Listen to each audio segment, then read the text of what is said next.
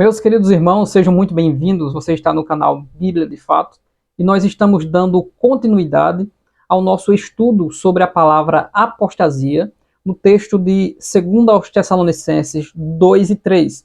Já gravamos um vídeo, que é o nosso vídeo anterior, onde nós falamos sobre as 4 possíveis interpretações da palavra apostasia nesse texto.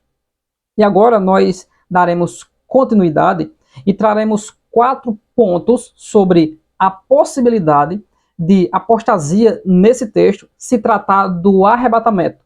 Como é possível interpretar apostasia como um arrebatamento nesse texto? A palavra apostasia, por ser indeterminado o seu sentido nesse texto, abriu a oportunidade de várias interpretações. Então nós iremos ver dentro de traduções de Bíblia, dentro do contexto, considerando o assunto e até a vinda do anticristo e o seu restringidor, a possibilidade de apostasia também ser aplicada ao arrebatamento da igreja. Então fica conosco até o final, não se esquece de deixar o seu comentário, o que você acha de tudo isso e se você acredita no arrebatamento pré-tribulacional ou pós-tribulação, e se a apostasia simplesmente é abandono da fé ou pode ser uma fuga ou uma retirada da igreja.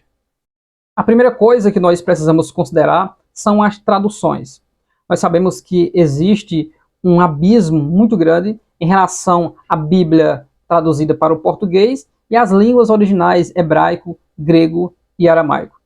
E por causa disso, no passado, em um longo período da história, a maioria das Bíblias que foram traduzidas nessa passagem, a palavra apostasia foi traduzida como partida.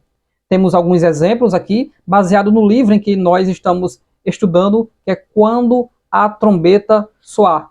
Ele traz aqui as referências das Bíblias e suas traduções como partida da palavra apostasia.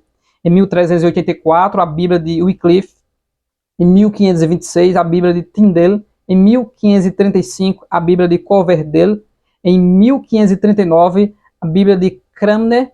1576, Calções. 1583, Beza. 1603, Bíblia de Genebra. O que aconteceu em relação à palavra apostasia, que ao invés deles continuarem traduzindo a palavra apostasia como partida, o que é que eles fizeram com Teodoro de Beza, que foi um protestante?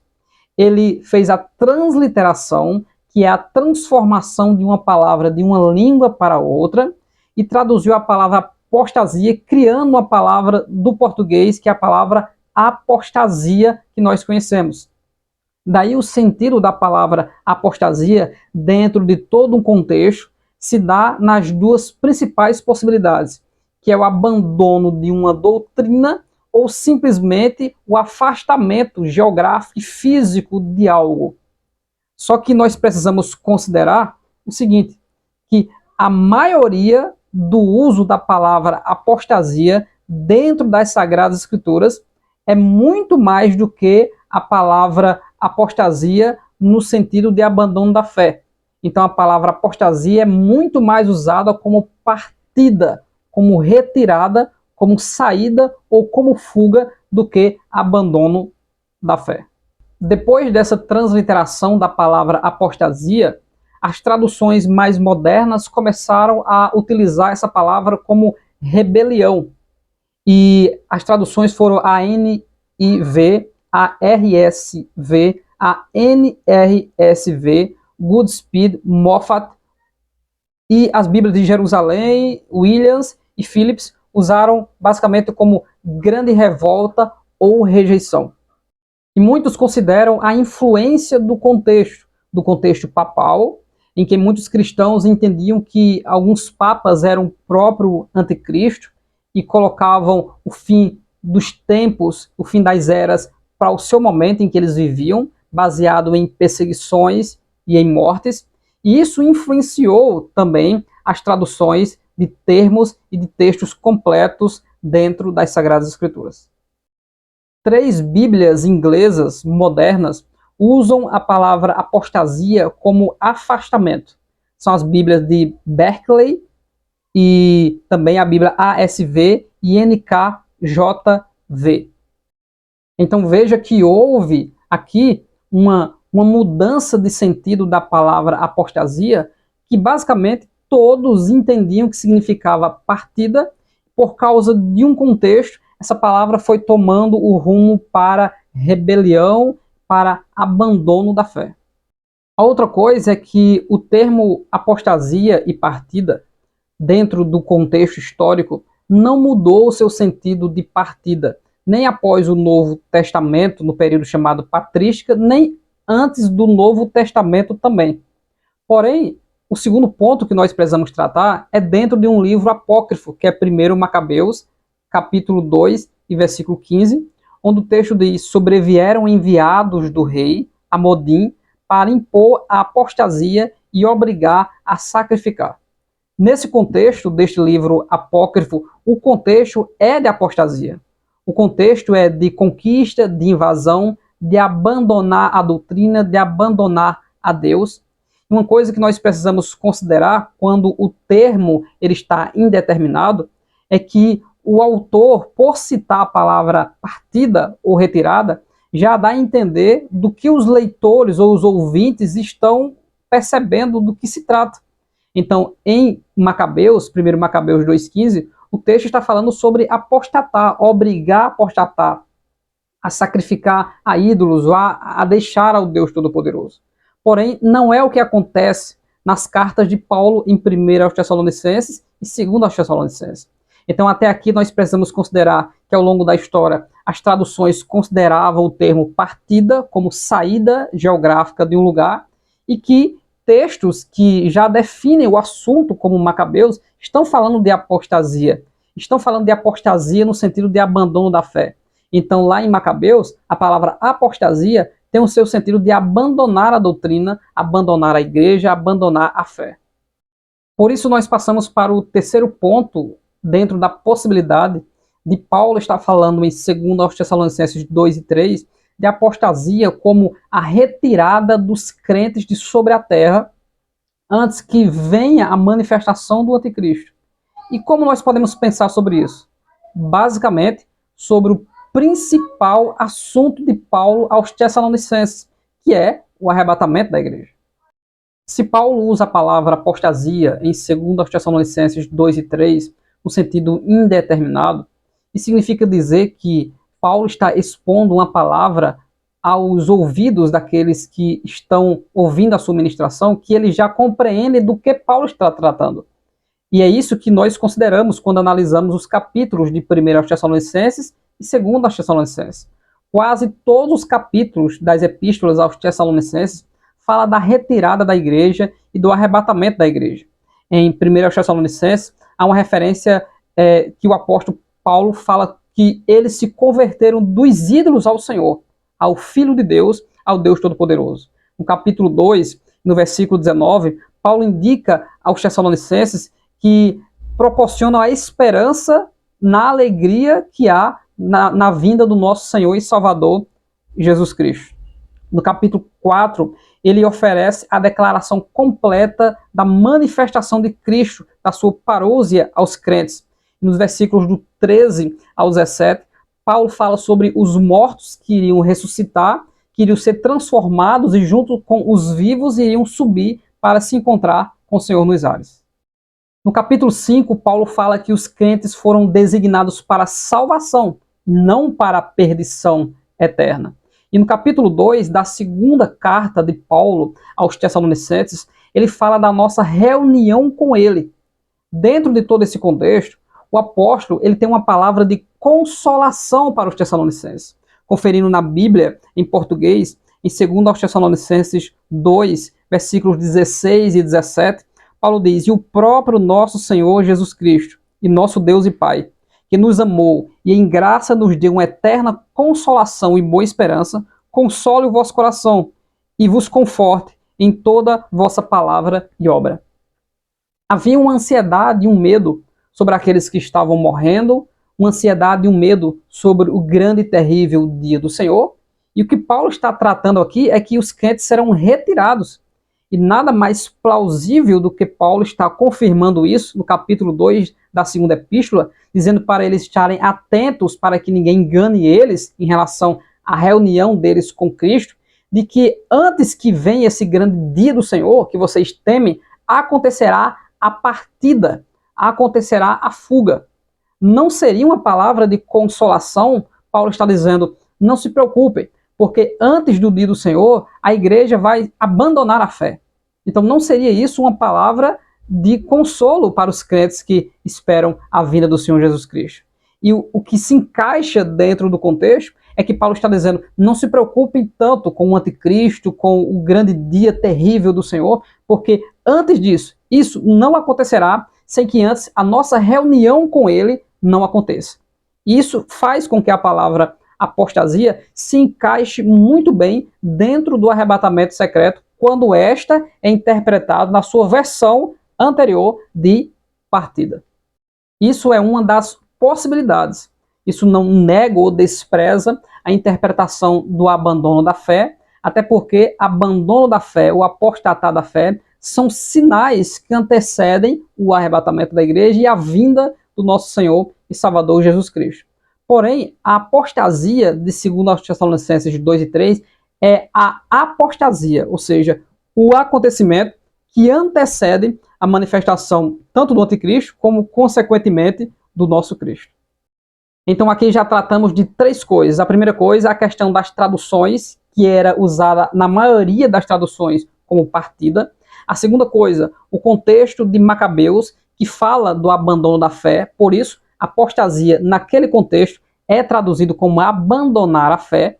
E terceiro, a questão do contexto de Paulo e do assunto principal das epístolas, que é a partida dos crentes.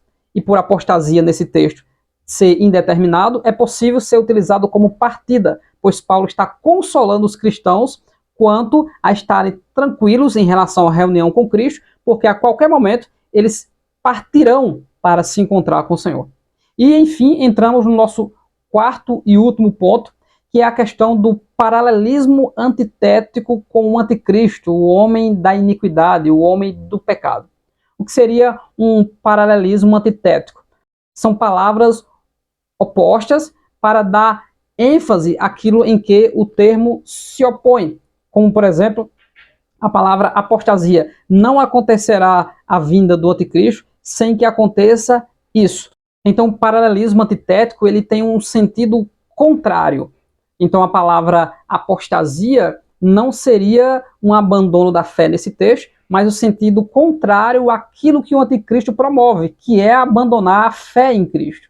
Então, a palavra apostasia seria partida, seria um paralelismo antitético com o anticristo, com o homem da iniquidade, em que essa palavra estava dentro do contexto de que o povo vão ser salvo, o povo vai subir para se encontrar com o Senhor, em detrimento àquele que vai trazer devastação, destruição e morte, que é o anticristo. E para compreender isso, é só analisar os versículos 6 e 7 de 2 Tessalonicenses 2, que fala sobre o anticristo e aquele que restringe a manifestação do anticristo. E agora vós sabeis o que o detém, para que a seu próprio tempo seja manifestado. Ele fala no sentido de gênero masculino, e aí se encaixa dentro de uma interpretação coerente a pessoa do Espírito Santo agindo dentro do templo do Espírito sobre a terra, que é a igreja. Então a ação do Espírito Santo através da igreja, através do poder, do dunamis, dos dons espirituais, restringe. Por quê? Porque a igreja combate o pecado. Então a igreja, como sal e luz do mundo, está restringindo a entrega do mundo à iniquidade. Veja que Romanos capítulo 1 diz que Deus vos entregou aos desejos do vosso coração. E quando a igreja for arrebatada e subir aos céus, o terreno estará propício para os homens se entregarem mais e mais ao pecado e à iniquidade. O versículo 7 diz: porque já o mistério da injustiça opera, somente há um que agora resiste, até que do meio seja tirado. Veja, esse mistério da injustiça está operando, mas existe alguém ou algum que resiste a esse império da injustiça.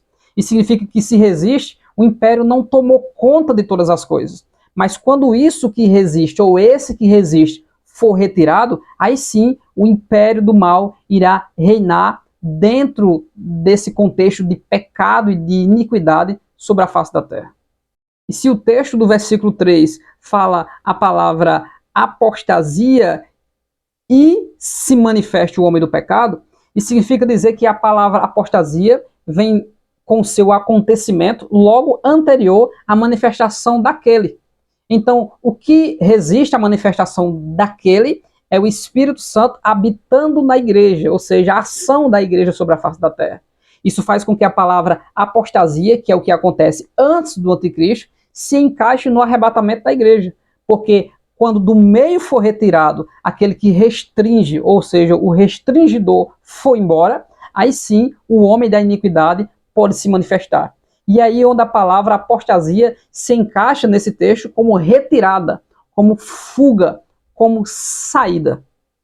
Veja que mesmo essa interpretação de apostasia como arrebatamento aqui nesse texto, não sendo muito aceita até entre os pré-tribulacionistas, veja que ela é possível dentro dos argumentos que foram tratados aqui. E aí cabe a você, estudante da Bíblia Sagrada, aceitar ou não aceitar e continuar estudando as Sagradas Escrituras para que se encaixe na sua alma e na sua mente, baseado principalmente no texto bíblico, o que Paulo e a palavra de Deus está tratando. E isso não anula o arrebatamento, se essa palavra apostasia não for encaixada como arrebatamento, mas apenas como abandono da fé, deixar a fé e abandonar a doutrina. Porque o assunto principal da primeira e segunda epístola aos Tessalonicenses é a retirada do povo de Deus, é a salvação, é o arrebatamento da igreja. E a possibilidade de ser abandono cai pelo fato de que também é sinal dos últimos dias o abandono da fé, o abandono sistemático da fé. E também é obra do espírito do anticristo, ou desse espírito babilônico, se rebelar contra Deus, se voltar contra Deus e tentar fazer com que a igreja abandone ao seu Cristo. Veja que tudo isso está dentro de um mesmo contexto. E aí onde cabe ao estudante da Bíblia orar e labutar, ou seja, sempre estar buscando para conhecer mais de Deus. Deus abençoe grandemente a você. Para você que não lembrou, nós estamos estudando dentro desse livro, Quando a Trombeta Soar, um livro escrito por 21 eruditos norte-americanos que buscam defender o arrebatamento secreto, e dentro desse texto, alguns deles se diferem e alguns defendem que a apostasia seja uma referência ao arrebatamento. Nós continuaremos nesse sentido, gravando alguns vídeos sobre o arrebatamento secreto, sobre a apostasia. Então você continua conosco no nosso canal Bíblia de Fato. Se você não é inscrito, faça isso nesse momento. E para você que já é inscrito e está conosco há algum tempo, eu quero lhe fazer um nobre convite para você clique logo aí embaixo no ícone Seja Membro e passe a ser um dos membros do canal Bíblia de Fato, nos ajudando a continuar promovendo o reino de Deus através da exposição das Sagradas Escrituras. Que Deus abençoe grandemente a sua vida e até o próximo vídeo, em nome de Jesus.